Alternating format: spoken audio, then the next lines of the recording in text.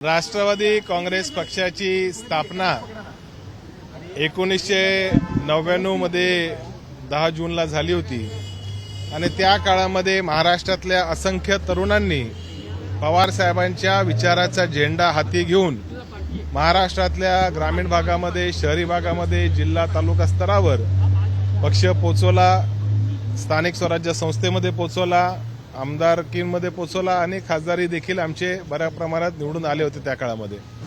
वास्तविक कुठल्याही संघटनेचा पाया जो असतो, जो कणा जो असतो, तो तरुण वर्ग असतो आणि पवार साहेबांच्या मागे समस्त महाराष्ट्रातला तरुण पूर्ण ताकदीने आज उभा आहे.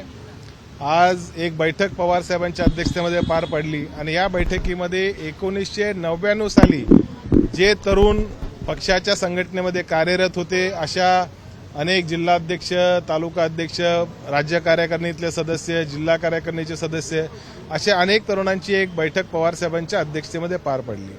वास्तविक समस्त जनतेने, समस्त आलेल्या कार्यकर्त्यांनी एक मुखाने पवार साहेबांच्या मागे उभा राहण्याचा निर्णय घेतला.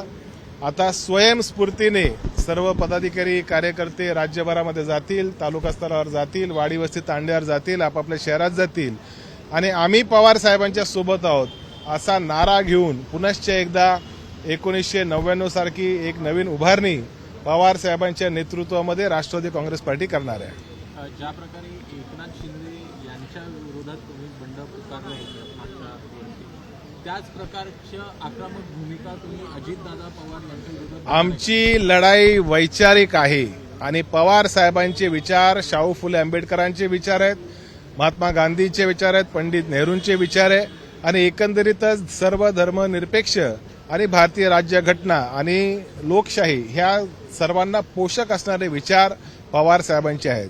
त्याच्या विपरीत विचार भारतीय जनता पार्टीचे आहेत आणि जे लोक भारतीय जनता पार्टीच्या शासनामध्ये गेले त्यांनी ह्या विचारासोबत फारकत घेतली असं समजलं, असं आपण समजू शकतो. त्याच्यामुळे आमचे विचार लोकशाही तारण्यासाठी, ह्या देशातलं सेक्युलरिझम तारण्यासाठी आणि ह्या देशातल्या दीन दुबळ्याला सशक्त करण्यासाठी पवार साहेबांचे विचार आहे आणि ते विचार आम्ही राज्यामधल्या कानाकोपऱ्यामध्ये पुनश्च एकदा पोहोचवू. सर्वदलीय जे आहेत त्यांनी आज निर्णय घेतला आहे की त्या अजितदादा सोबत असणार आहे. काय सांगाल या संदर्भात? काय आमदारांच्या काय मर्यादा आहेत, काय कंपल्शन आहेत मला माहिती नाही, परंतु जेवढे आमदार जे काय निर्णय घेतला असेल त्याच्यापेक्षा त्यांच्या मतदारसंघातले 80% कार्यकर्ते हे पवार साहेबांसोबत आहेत. आमदार परत एकदा निवडून आणता येतात. कार्यकर्त्यांच्या मनावर एकदा पवार साहेबांच्या नावाचा शिक्का त्यांच्या मनावर लागला तर तो शेवटच्या श्वासापर्यंत पवार साहेबांच्या विचारांचा शिक्का असतो.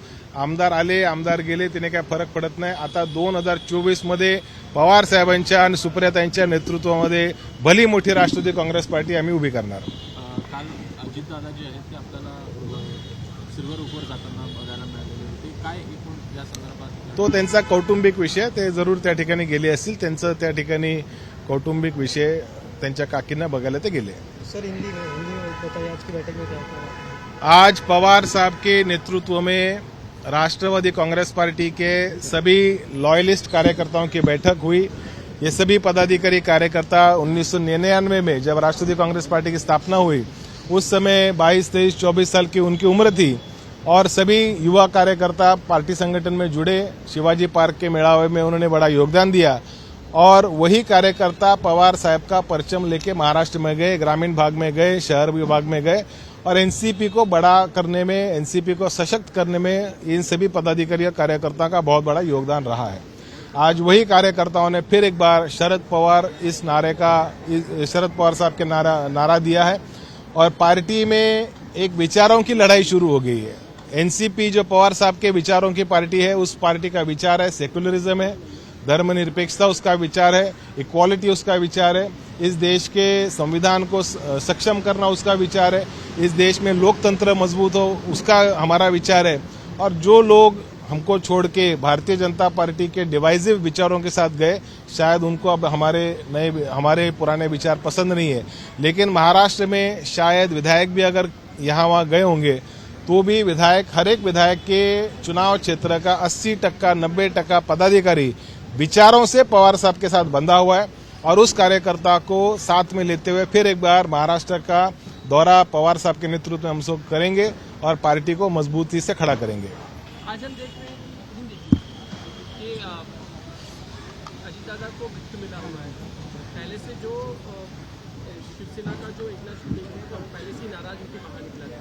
अब वित्त मिलने के बाद उन दोनों में फिर से नाराजगी नजर आ रही है। वास्तविक मुख्यमंत्री सम्मान्य एकनाथ शिंदे साहब ने पिछले बार जब बगावत की थी तो उन्होंने स्पष्ट रूप से आरोप उप मुख्यमंत्री और वित्त मंत्री अजीत दादा पवार पे लगाया था। वो आरोप था कि अजीत दादा शिवसेना के विधायकों को निधि नहीं देते, फंड्स नहीं देते, उनके इलाके के डेवलपमेंट के काम पूरे होने नहीं देते। ऐसा आरोप शिंदे साहब ने लगाया था। लेकिन कल जो 2 तारीख को शपथ ग्रहण हुई उसके अंदर अजीत दादा वापस एक बार उप मुख्यमंत्री बने। ऐसी हालत में बने उप मुख्यमंत्री जब खुद शिंदे साहब मुख्यमंत्री हो, और कल एक नया आदेश जारी हुआ महाराष्ट्र शासन का जिसके अंदर वित्त मंत्रालय और प्लानिंग डिपार्टमेंट अजीत दादा को दिया गया। अब मेरा सवाल शिंदे साहब से है कि जो आरोप आप अजीत दादा पे लगा रहे थे कि राष्ट्रवादी के उप मुख्यमंत्री हमें फंड्स नहीं देते, हमारे विधायकों के काम नहीं करते, अब आपका क्या कहना है? इसका मतलब जिस प्रकार से महाविकास आघाड़ी सरकार को गिराने का काम शिंदे साहब ने किया, इसके पीछे एनसीपी को टारगेट करने का काम किया, ये पूरी तरह से भारतीय जनता पार्टी के एजेंडे पे चल रहा था। ये अब साफ हो चुका है।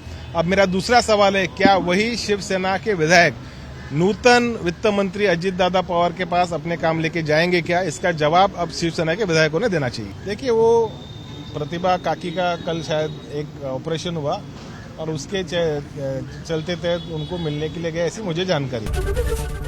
एबीपी माझा, उघडा डोळे बघा नीट।